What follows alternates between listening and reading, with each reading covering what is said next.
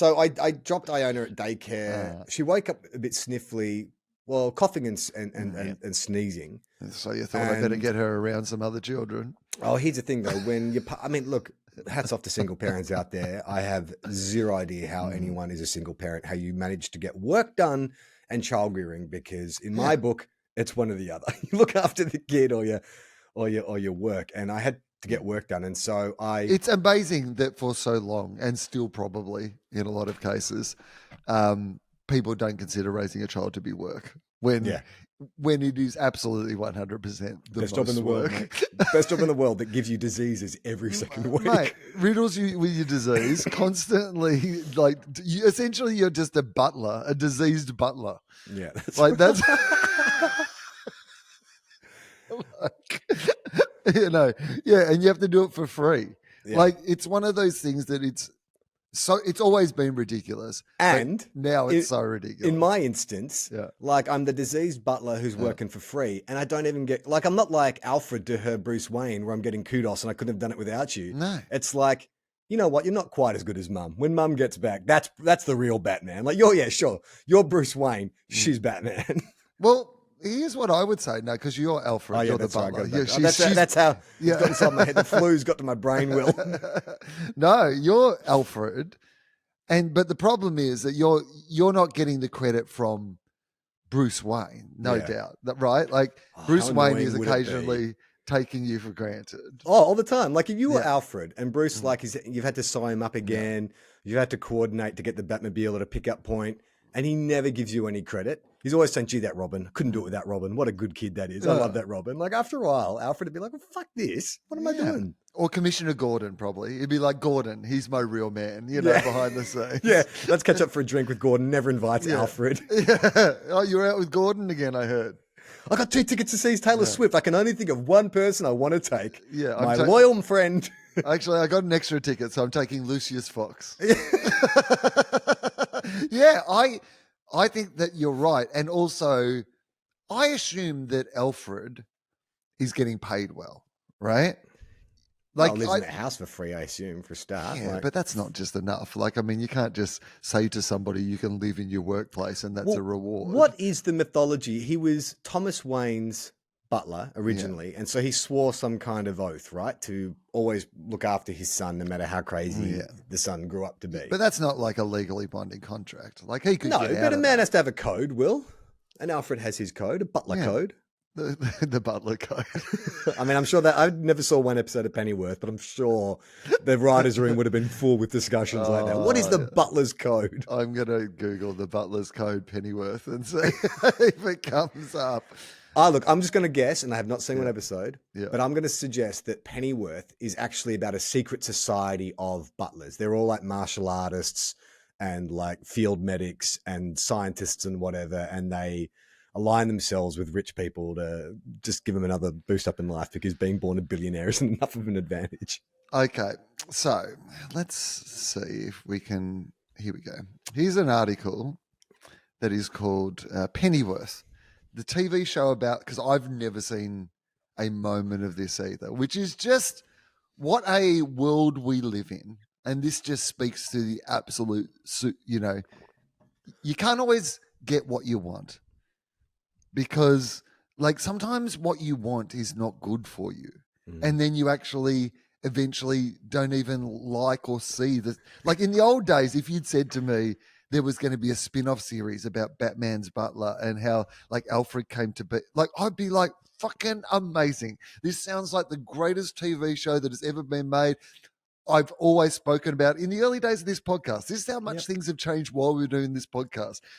I used to crave for, like, multiverse stories and, alternate extended universes. And now it turns out when I got what I wanted, Charlie, it wasn't what I wanted at all, because I haven't looked at Pennyworth, but this is from GQ and it's from, it's October 2022. So reasonable, close enough. And the headline is Pennyworth. The TV show about Batman's butler is a prequel worth your time. GQ. For many years, DC lagged far behind Marvel in the world of comic book to screen adaptations. Marvel attracted bigger names, put out more films, had a high hit rate, and boasted. Hang on, that is complete bullshit. They did not attract bigger names at all. If anything, like Chris Hemsworth is an unknown when they cast him. Chris Pratt was like a sitcom actor. That is the laziest journalism. Justice League was cast with like an Oscar winner. Gal Gadot, sure, maybe she's like an unknown, but everyone else was pretty well established. Dumb journalism. One strike from me. Okay, good. I like this. You can judge this on the way through. I like that. This is more fun. It gives me. I was like, because I don't know where this is going, but you can. Yeah, now that you can judge, I'll just heckle from the sidelines. You can be actually, guy. Yeah. Okay. Marvel attracted bigger names, put out more films. That's got to be true, though, right? Yep. Had a high hit rate. Yep. And boasted less problematic fans. Yeah, okay. I guess that's kind of identifying the Restore the Snyder Cut bros. I think that is a specific reference to those guys. I mean, I don't know. I feel like fandom is quite problematic across the board these days. Like, fandom has become weird now. Like you look at sort of the Rick and Morty sort of feedback video games. Like, it's all a cesspool. It is weird how sometimes the fans of something can spoil the show for you. Because I certainly feel that a bit with Rick and Morty. Like, I really like Rick and Morty, and I think it's a funny TV show, but the fans and some of the behind the scenes stuff as well. Yeah, the creator of the show potentially being yeah, I don't know. Like, they're just, at that point where you go, this feels too messy now. Like, I can't even really be bothered going into why or the truth of, and I don't need to hear about what, when you just suddenly go, I don't love it that much. I don't love it enough that I need to be reading a blog that justifies why I'm okay to still love it or whatever. So, all right, I'm going to skip over this general fiff and faff around the Marvel and DC stuff because it goes on for quite a while. Let's just get to, all right, here we go. I'm going to skip down. Just before you get to that, what do you reckon of the naming of the show Pennyworth instead of Alfred? Terrible. Yeah. Part of the reason that it did not work, as far as I'm concerned, even though I'm reading another. The most recognizable Alfred in popular culture, and you don't use the name? Who knows? Who knows literally who knows his name is Pennyworth? Yeah. Right? It sounds like a show you wouldn't like. Yeah. It sounds like a show about, like, it's set in the Midlands of England. It's a detective. Yeah. Occasionally a sheep gets kidnapped. That's right. Marjorie Pennyworth. Yeah. The local vet, also detective. Vet detective. Marjorie Pennyworth, vet detective. Actually, that's not a bad show. That's a good idea for a show. Side note, yet again. Yeah. I have been telling you about the fact that I have been reading more because, Charlie, I don't know if you know this about me, but I'm not on social media anymore. And you should make that the basis of your entire personality. So what I've been doing instead is reading books. And I have been reading I needed to read. I wanted I've been replacing television with books a bit is what I've noticed as well, in that I'm looking for some things that are a bit more like episodic TV crime dramas, but in a book form. So I've started reading, never read transcripts them before. of Law and Order. Yeah, finally. Yeah. Just resorted it down to what I want, the words on the written page. Yeah. I've programmed ChatGPT to make me specific episodes of Law and Order that I can just read in random. No, the reason that I thought about this in relation to you, and I didn't know if you had read these books or not, the books by Ian Rankin, the Detective Rebus, Inspector Rebus. They're he's a cop. He's he's a cop who sort of doesn't play by the rules and, it's no good at life. But it's set in Edinburgh. And he's a very famous Scottish, he's one of the highest selling authors of all time. And he just does these little, local Edinburgh crime dramas. So they're always set around amazing. And so a successful author and father of Adelaide Crow, Isaac Rankin. Yeah. One of the most exciting small forwards. Yeah. Wow. What a successful life. I know, right? Anyway, sorry. It was the Scottish link, but here we go. As the series begins, it's the early 60s or a version of it. Pennyworth's timeline branches off from human history as we know it. Pennyworth? Pennyworths. Pennyworths. Yeah, it's not a penny's worth. It's a pennyworths. You're not getting your penny's worth. It's not like Grand Prix. Yeah. Pennyworth's, because I keep saying it like it's two words. Pennyworth. Penny's worth, yeah. But it's Pennyworth's timeline. But it's so hard to say even. Pennyworth. Like, this is why it's a bad name for the show. Yeah, you're right. The consonants cluster together in penny, and that stretches out with a vowel in worth. Pennyworth. Yeah, should we write an article about Pennyworth debut? Well, let's not do it. If they called it Alfred, okay, somewhere around the middle of the last century, Alfie Pennyworth, Jack Alfie. They call him Alfie. Oh, I hate this show so much. Oh God. Oh, boo. Unless it's played by a de-aged Michael Caine, and he's like, "Hello, I'm Alfie from both the movie Alfie and also the TV show Pennyworth." Okay, now that would be fun. Alfie Pennyworth, Jack Bannon, has returned from serving in the British Secret Air Service. So, tick.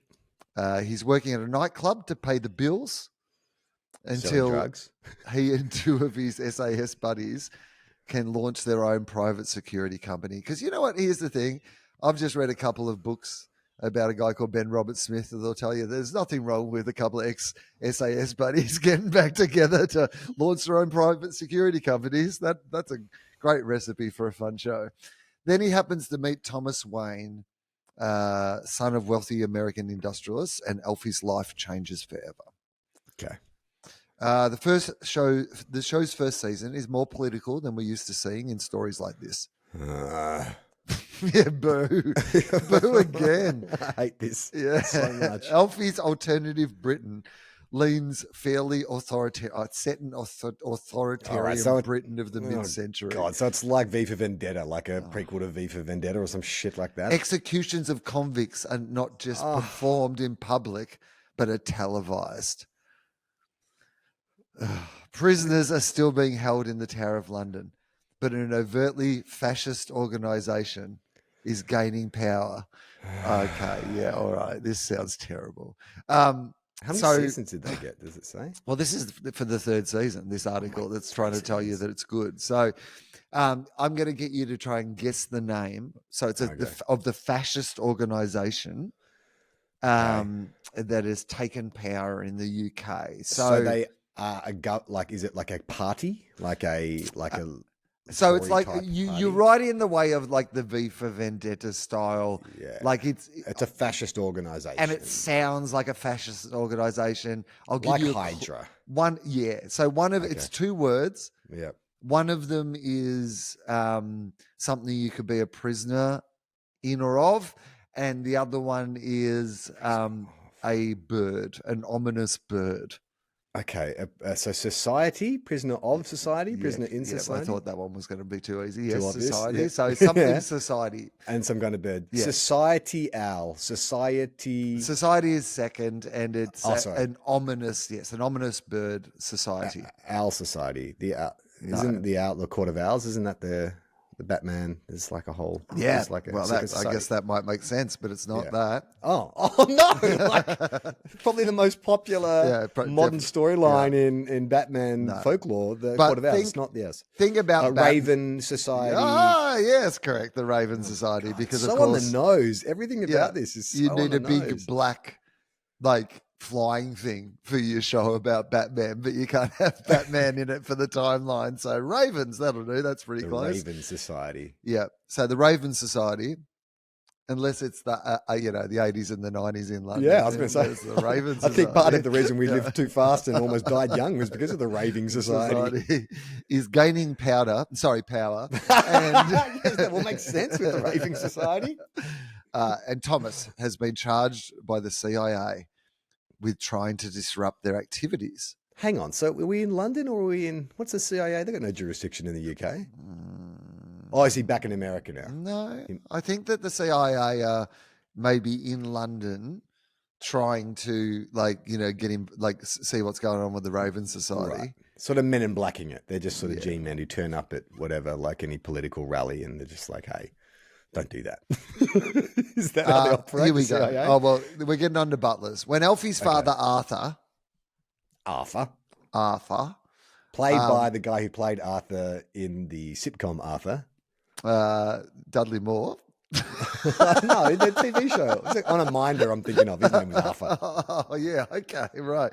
Dennis someone. Yeah. He wrote the theme song as well to Minder, Did he? didn't he? And didn't he sing it? This is so entertaining for an audience of like 2 people.